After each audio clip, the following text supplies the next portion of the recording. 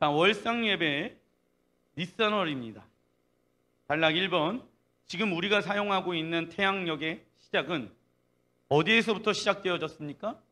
바벨론에서부터 시작되어졌습니다. 그것이 로마로 넘어가게 되어졌고, 로마가 교회의 중심이 된 이후에 공식적으로 교회에서 이 태양력을 사용하게 되어졌습니다. 그러나 하나님께서는 하나님의 달력을 가지고 이 세상을 창조하셨습니다. 창세기 1장 14절 시작.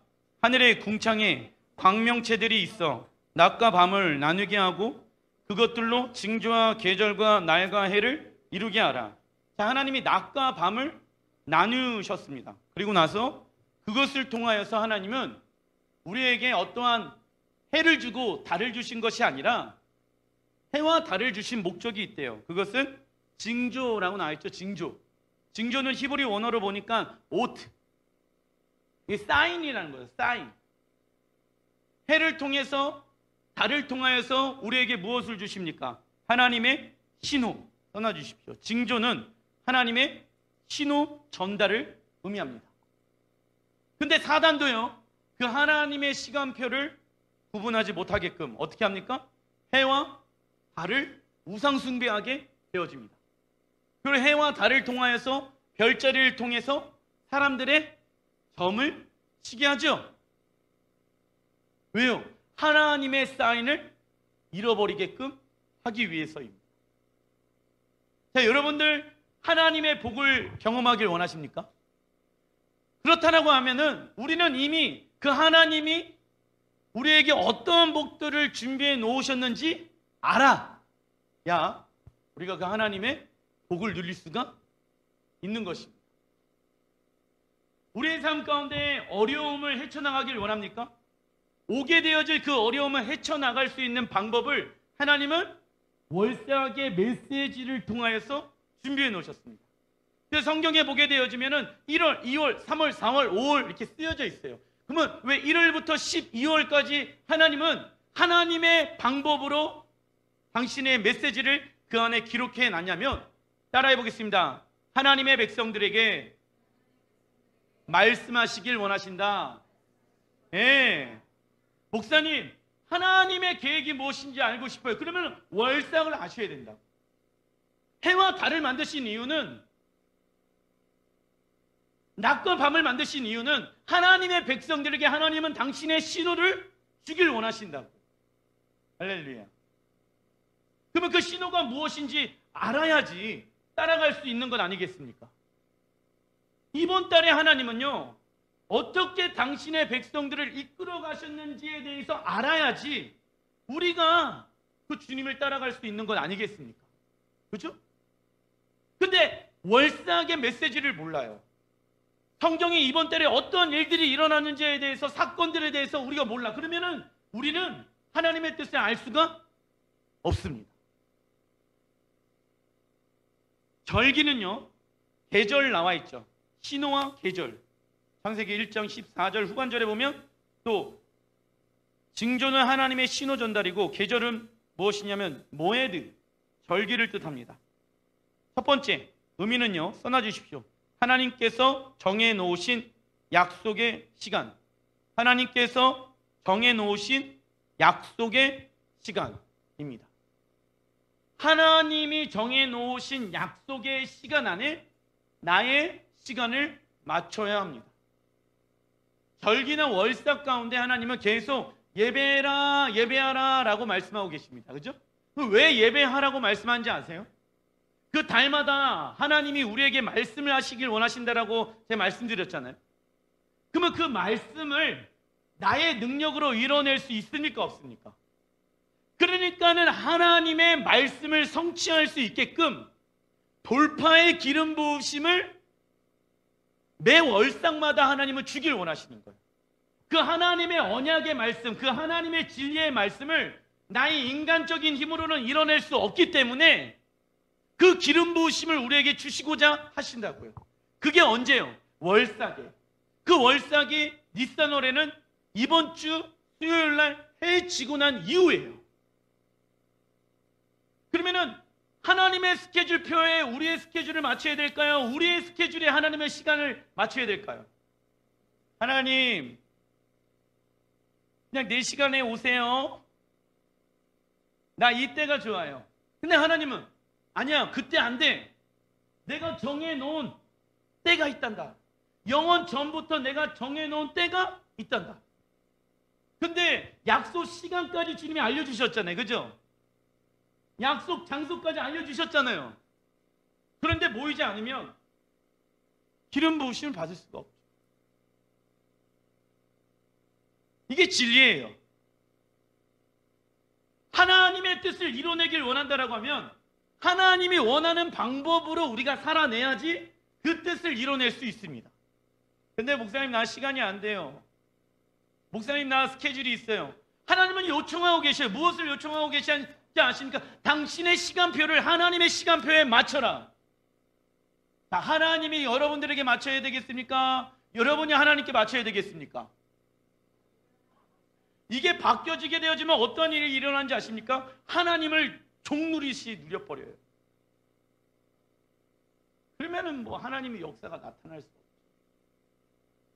우리가 해야 할 것이 있대요, 성경은. 그래야지 주님이 동행할 수 있대. 내가 죄 짓고 있는데 주님이 역사하실 수 있습니까? 없습니까? 없죠. 성경에 그런 얘기가 어디 나와 있습니까? 내가 하나님의 말씀에 순종하지 아니하는데 하나님이 우리를 어떻게 보호해 주셔요? 그죠?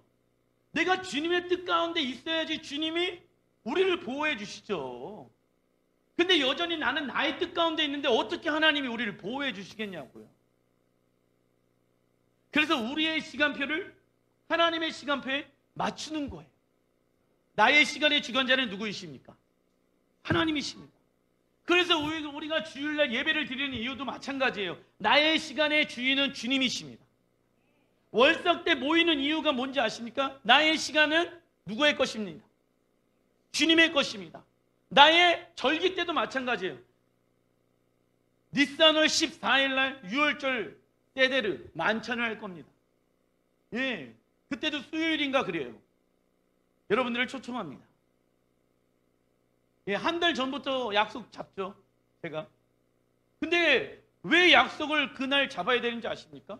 하나님이 우리와 특별한 만남을 갖길 원하신대요. 그러면 잔칫날에 시간이 있어요, 없어요? 있겠죠? 장소가 있어요, 없어요? 있겠죠? 그 시간에 내 시간을 맞추는 거예요. 두 번째는 무엇이냐면, 써놔주십시오. 계절, 절기는요, 최종 리허설이에요. 이게 무슨 말입니까? 하나님의 나라가 이 땅 가운데 완성되어진다라고 성경은 말씀하고 있죠. 그러면 우리는 이미 그 하나님의 말씀이 이루어질 것을 믿기 때문에 그 하나님의 시간표 안에 들어가서 하나님이 원하시는 뜻을 선포하고 고백하고 우리가 미리 완성되어질 것을 리허설 해보는 시간들을 갖는 것이에요. 모든 절기의 주인은 누구이십니까? 하나님입니다. 써놔주십시오. 하나님이십니다.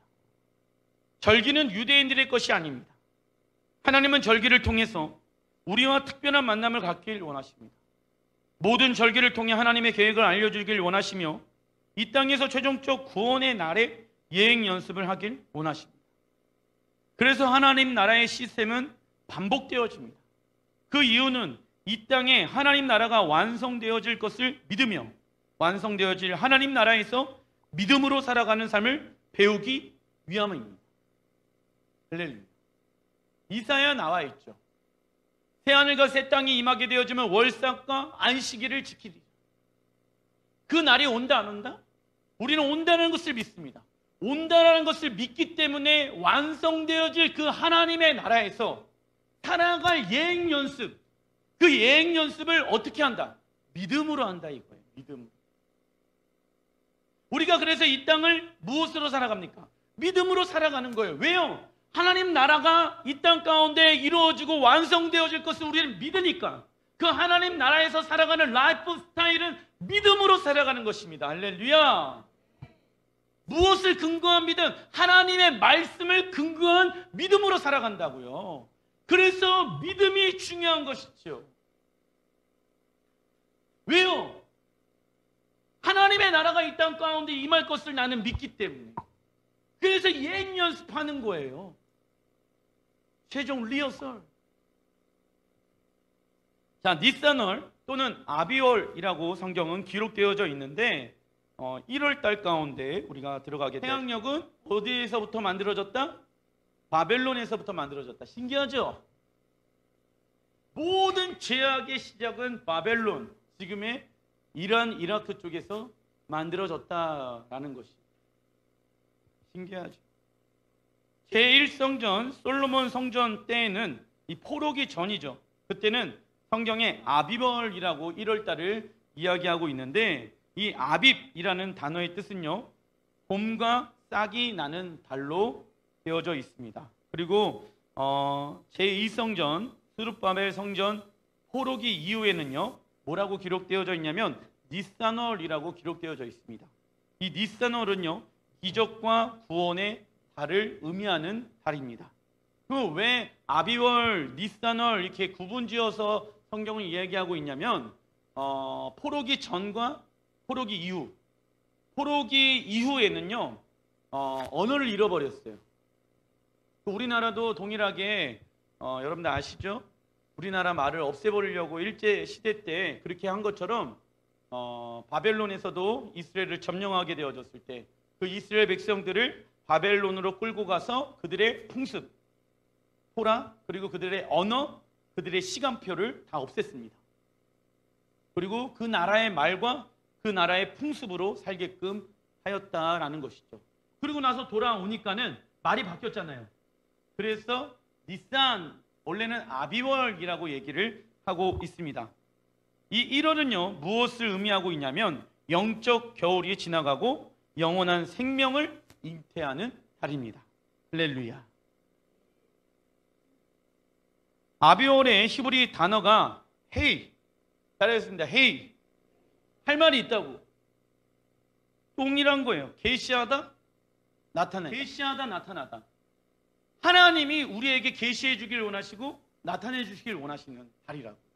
그래서 헤이라는 단어를 썼어요. 하나님께서. 그래서 이 달은요, 써놔 주십시오. 계시의 달입니다.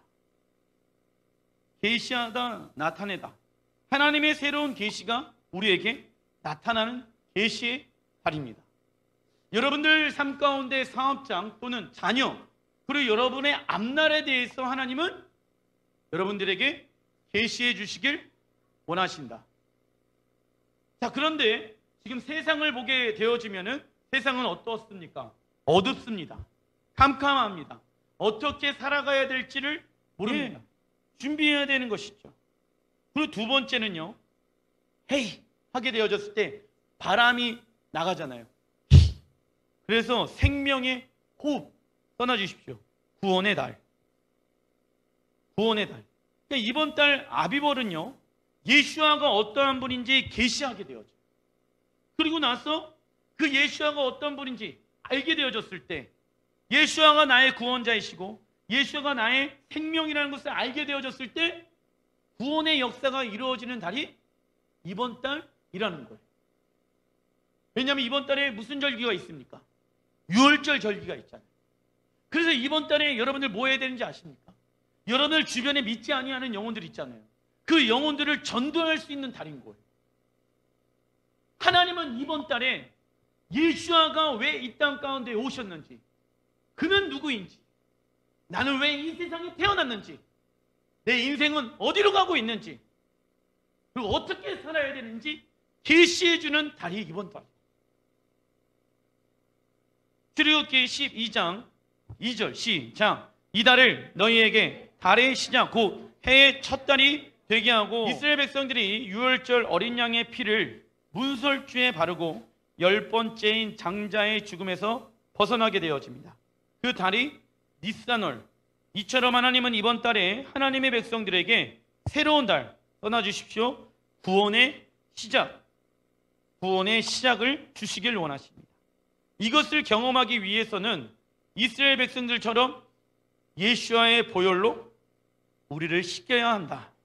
이는 내가 주인된 삶을 살아가는 것, 나의 계획, 나의 생각, 나의 뜻을 예수와의 십자가에 못 박고 부활의 능력으로 새 생명을 얻는다를 의미합니다. 과거의 상처에 우리의 생각을 붙잡고 있습니까? 현재의 문제가 우리의 생각을 어렵게 합니까? 미래에 대한 두려움이 우리의 생각을 두렵게 합니까? 그런 나는 십자가에 죽고 다시 태어났습니다. 이번 달 우리에게 떠나 주십시오. 새로운 계획 가운데 초청하고 계십니다. 새로운 계획 가운데 초청하고 계십니다. 그러나 사단은요, 원수는 새로운 계획 가운데 들어가지 못하게 합니다. 어디에 묶여있게 할까요? 떠나 주십시오. 육신의 생각. 육신의 생각에 묶여있게 합니다. 그러니까 구원의 달인 동시에 계시의 달인 거예요. 여러분들 사업장 가운데, 여러분들 자녀들 가운데 하나님이 새로운 어떠한 일들을 하길 원하신다라고 했을 때 하나님 내가 어떻게 하면 좋겠습니까? 이 기도를 해야 된다고 이번 달에. 그런데 기존에 가지고 있었던 나의 육신의 생각, 나의 계획, 나의 뜻을 내려놔야지만이 그분의 계시가 임할 수가 있다. 새로운 학기를 맞이하는 학생들, 하나님 나에게 새로운 계시가 임하게 하여 주십시오.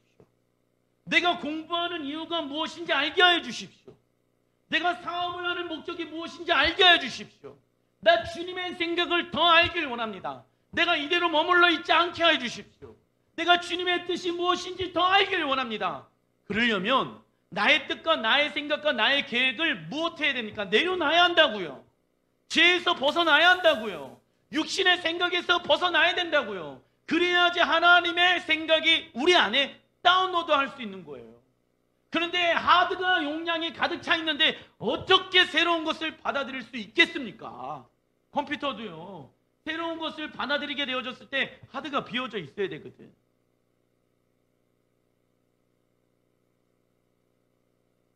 하나님은요, 우리의 가정의 계시, 직장의 계시, 자녀들의 계시가, 교회의 계시가, 나의 신앙의 계시가 일어나길 원하는 시기라고 말씀하십니다. 그 계시의 달이라고, 계시의 달.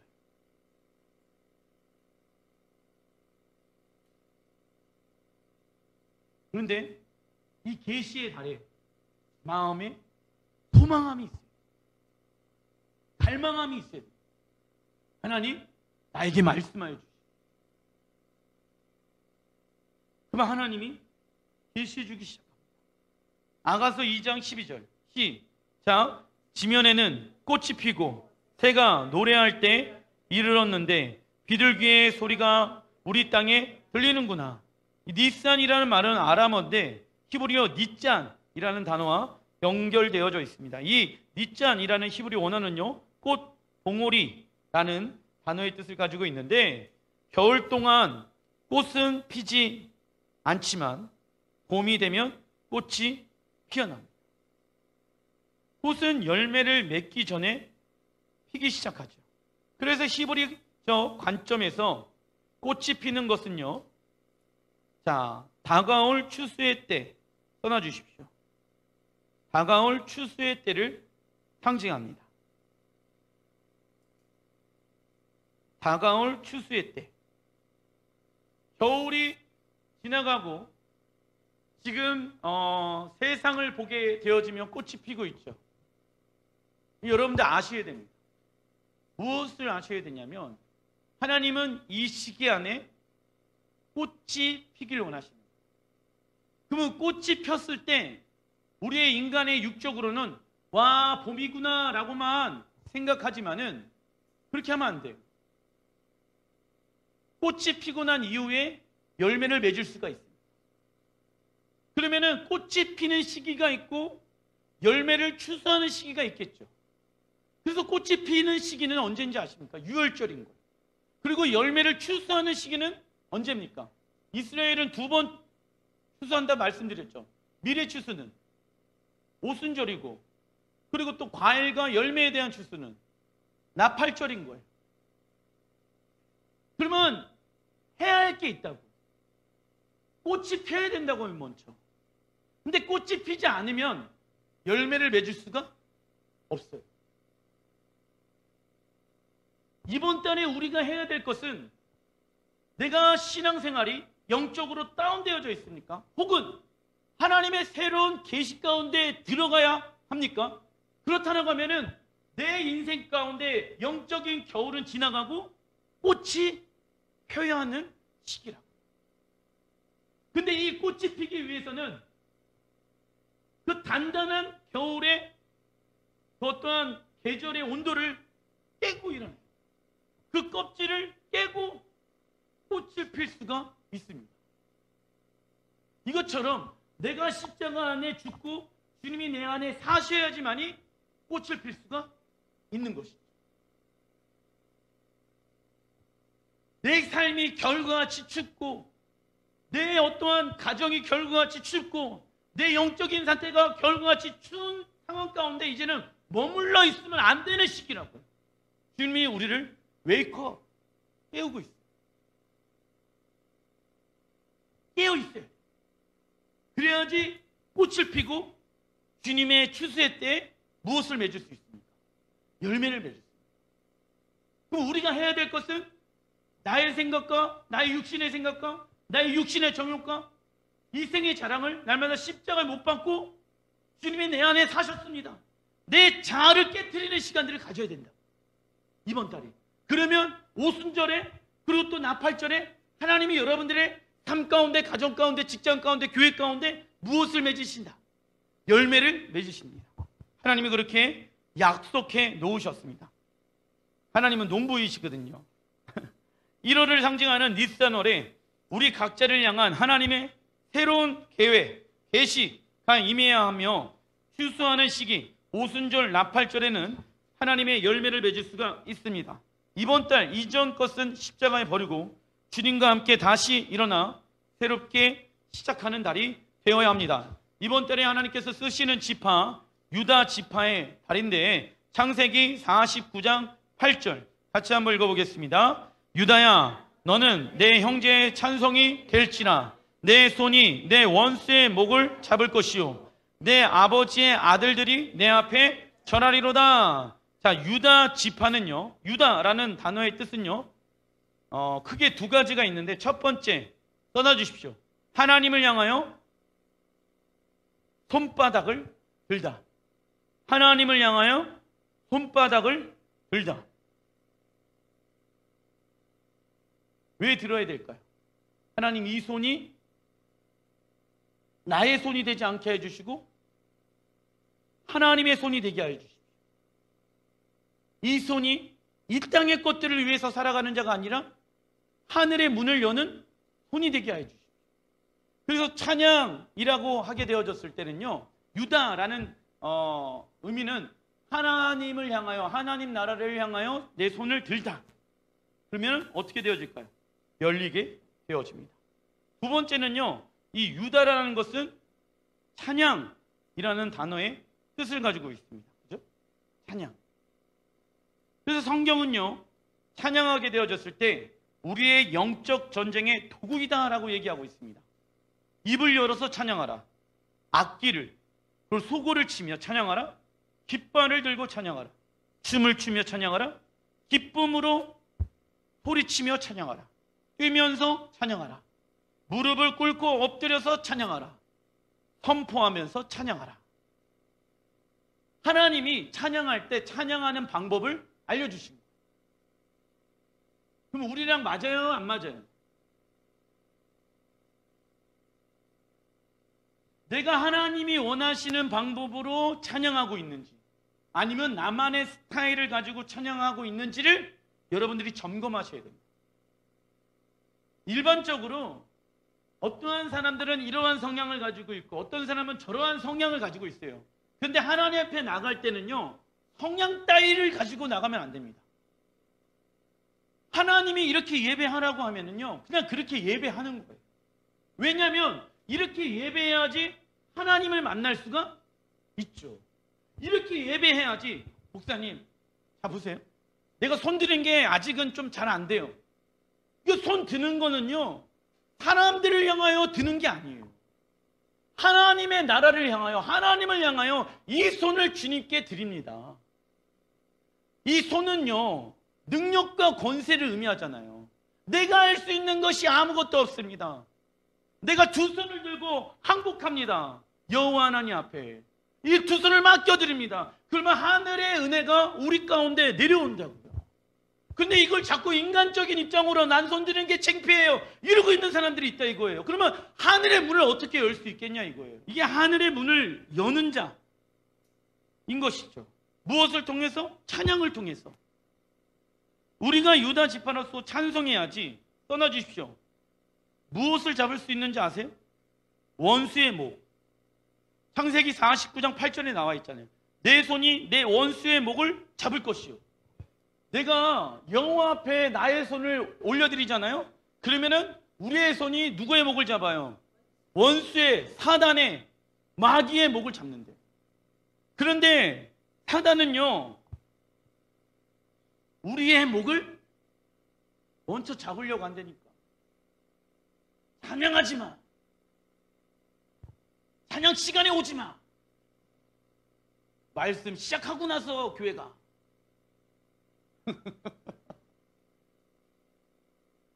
여러분들 왜 예배에 늦는지 이해되세요? 사단이 내 목을 잡으려고. 이거 단순히 게으름의 문제가 아니에요. 사단이 내 목을 잡으려고. 내가 사단의 목을 잡을 것인가? 아니면 내가 사단에게 목이 잡힐 것인가의 선택을 하셔야 됩니다. 그냥 말씀 들어가기 전에 그냥 준비 찬양이라는 성경에 단어가 어디 있습니까? 그런 거는 없어요. 예배의 시작은요, 찬양부터 시작되어지는 거예요. 왜냐하면 내가 사단의 목을 잡고 내 손을 여호와 앞에 올려드리고 내 마음의 밭을 갈아엎는 시간들을 갖는 거거든요.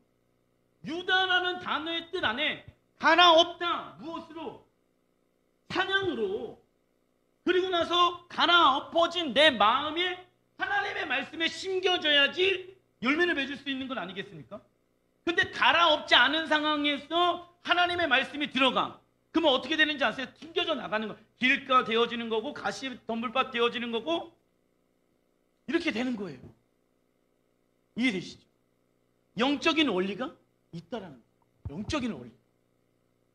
그 원리 방법대로 살아가야지 우리가 사단의 목을 잡을 수 있다.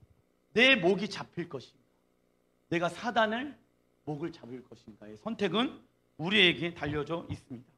우리가 예수와를 믿는 순간부터 영적 전쟁에 돌입하게 되어집니다.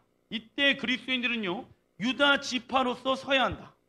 우리의 싸움은 눈에 보이는 상대가 아니라 성경에 보게 되어지면 통치자들, 권세자들, 어두운 세계 지배자들, 악한 영들을 상대하는 것이다. 즉 찬양은요, 어둠을 물리치는 능력을 가지고 있습니다. 사도행전 16장 25절에도 이렇게 나와 있습니다. 시작. 한밤중에 바울과 실라가 기도하고 하나님을 찬송하며 죄수들이 듣더라. 이에 갑자기 큰 지진이 나서 옥토가 움직이고 문이 곧 다 열리며 모든 사람의 매인 것이 다 벗어진지라. 아멘. 자, 바울과 실라가요, 하나님의 말씀을, 예수와의 십자가의 복음을 전하다가 어디에 가게 되어집니까? 감옥에 가게 되어집니다. 그 감옥에 가게 되어졌을 때 어떤 사람은요, 감정에 사로잡혀서 내가 어떻게 앞으로 살 수 있지? 내 미래에 대한 두려움을 가지고 있다 보면은 하나님을 향하여 찬양할 수가 없습니다.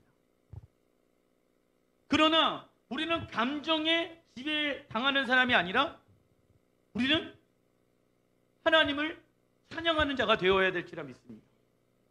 감정에 상관없이 주님을 예배하는 자가 되어야 하는 것이죠. 근데 어떤 사람이 이렇게 얘기해요. 목사님, 내가 예배할 기분이 아니에요. 찬양할 기분이 아니에요. 내가 지금 힘들어요. 그러면 힘든 순간일수록 더 찬양하기로 결단해야 된다. 내 감정이 휩대어져 있고 어렵고 힘들고 막 지칠 때일수록 더 의도적으로 모여야 된다. 찬양해야 된다고. 그러면은 뭐 하게 되어진대요? 감옥의 문이 열린대. 할렐루야. 그리고 모든 사람의 메인 것이 어떻게 되어진대? 다 벗어진지라. 할렐루야. 여러분들을 묶고 있는 그 문제가 벗겨진대. 바울과 신라가 이 수갑 같은 거를 차고 있었을 것 아니겠습니까? 지금 그 얘기를 하는 거예요. 근데 이런 상황에서 내가 한 것은 하나밖에 없어요. 하나님을 향하여 찬양한 거예요. 그러니까 어떻게 되어집니까? 이 수갑이 풀리게 되어집니다. 우리의 문제가 풀리게 되어지는 거예요. 재정의 문제가 풀리게 되어지는 거예요. 건강의 문제가 풀리게 되어지는 거예요. 자녀의 문제가 풀리게 되어지는 거예요. 어느 때요? 내가 찬양하게 되어졌을 때. 찬양할 수 있을 때 찬양하는 건요, 누구나 다 해요. 그러나 찬양할 수 없는 환경에서 주님을 찬양하는 것은요, 누구나 다 하는 것이 아니에요. 왜? 하나님을 향한 믿음을 가지고 있는 사람들이 하나님을 찬양하거든요. 내 상황과 환경은 지금 이러한 어려움과 지침과 힘든 가운데 있지만 하나님은 하실 수 있습니다. 내가 주의 이름을 높여드립니다. 하나님은 우리의 왕이십니다. 어떤 사람이 이렇게 얘기하죠. 왕이신 하나님이 지금 왜 이 땅 가운데 이 코로나 바이러스 하나 다 치유하지 못하냐? 왜 교회의 문을 닫고 있느냐? 라고 얘기하죠. 그것과 상관없이 우리 하나님은 위대하신 하나님이십니다. 하나님 지금도 일하시고 계십니다. 내 눈으로 봤었을 때는 일하지 아니하시는 것처럼 보일지라도 하나님은 일하시고 계시고 우리의 앞날을 준비하고 계십니다. 난 그 하나님을 높여드립니다. 그랬을 때 이것을 경험한다. 그래서 이 찬양한다는 것은 무엇을 의미하는지 아십니까? 내 삶의 주도권을 하나님께 올려드리는 것을 의미하는 거예요. 찬양할 수 있을 때는 누구나 다 찬양하고 감사할 수 있죠. 근데 우리 그리스도인들은요, 감사할 수 없는 상황에도 범사에 감사해야 합니다. 왜요? 하나님이 우리의 감사의 이유이니까.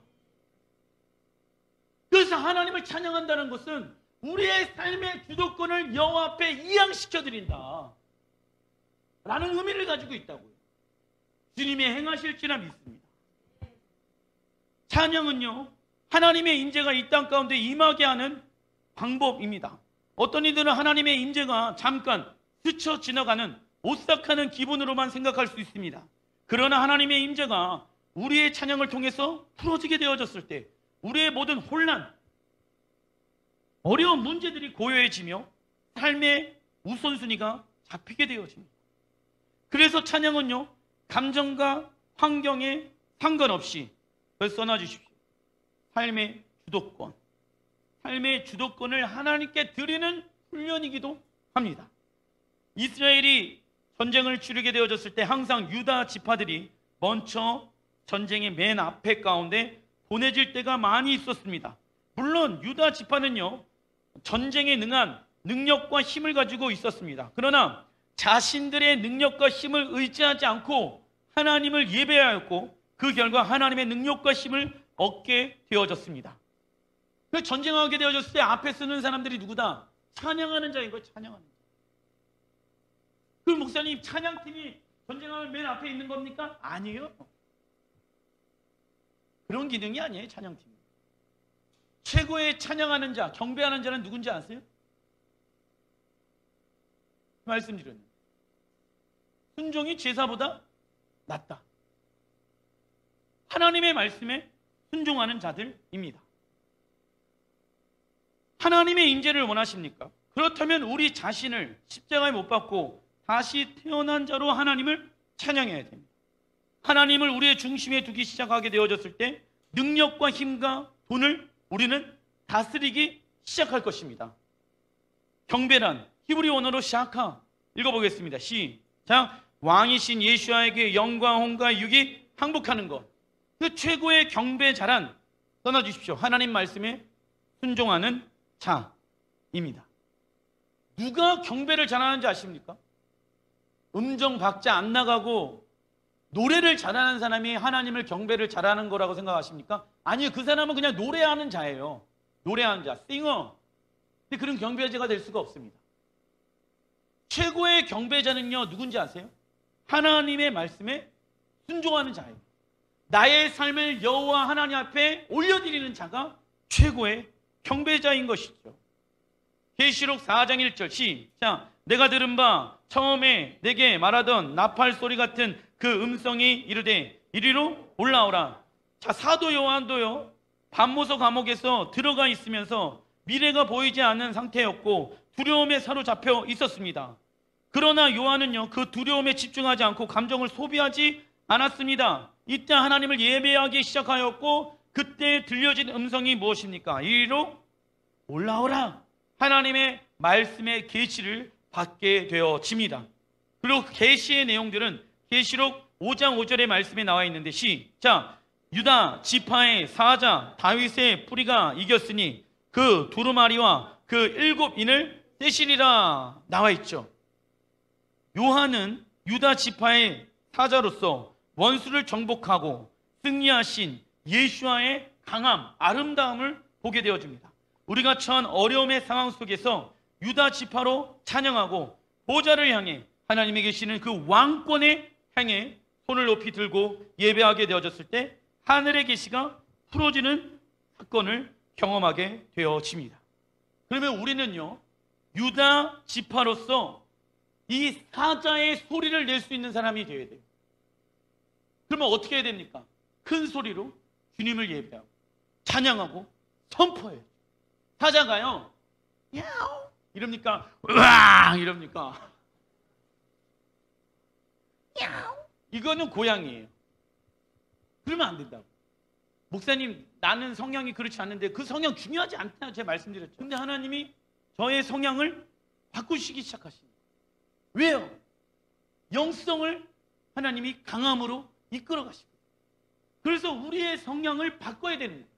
어느 때에는 유다의 사자처럼, 어느 때는 겸손한 어린 양처럼 주님 앞에 우리의 삶을 그렇게 변화시켜야 될지라 믿습니다.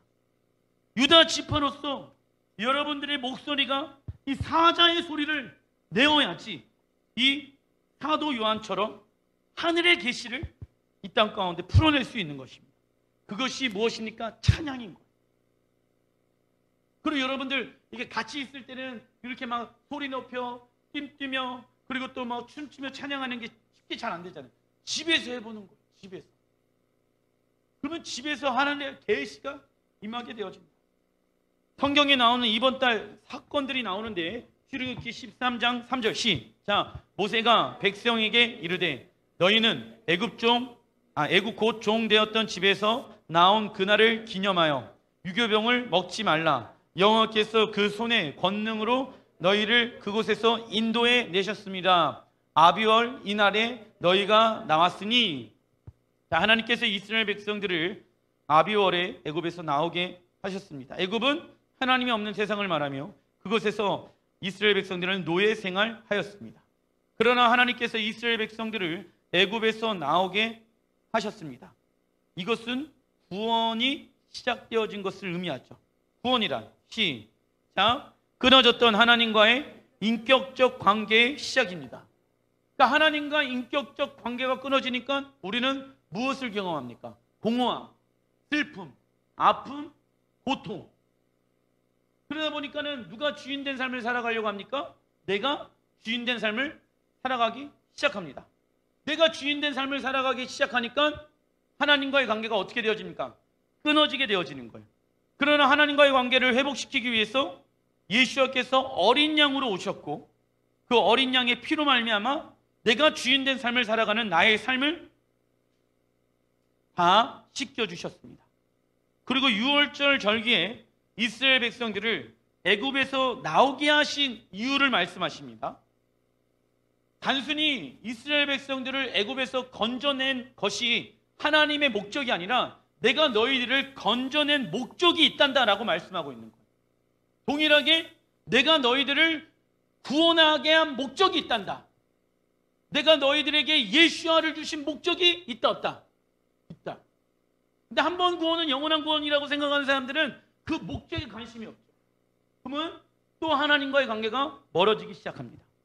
그 목적에 대해서 출애굽기 13장 5절에 나와 있습니다. 시작. 여호와께서 너를 인도하여. 자, 우선 너를 인도하여 칭의가 시작되어졌죠. 칭의는 무엇입니까? 떠나주십시오. 구원의 시작. 구원의 시작이 되어졌대요. 그리고 나서 시작. 가나안 사람과 헷 사람과 아모리 사람과 히윗 사람과 여부스 사람의 땅 곧 내게 주시려고 내 조상들에게 맹세하신 바 젖과 꿀이 흐르는 땅에 이르게 하시거늘. 영화, 그죠? 하나님의 나라, 그죠? 써놔주십시오. 구원의 완성. 구원의 완성.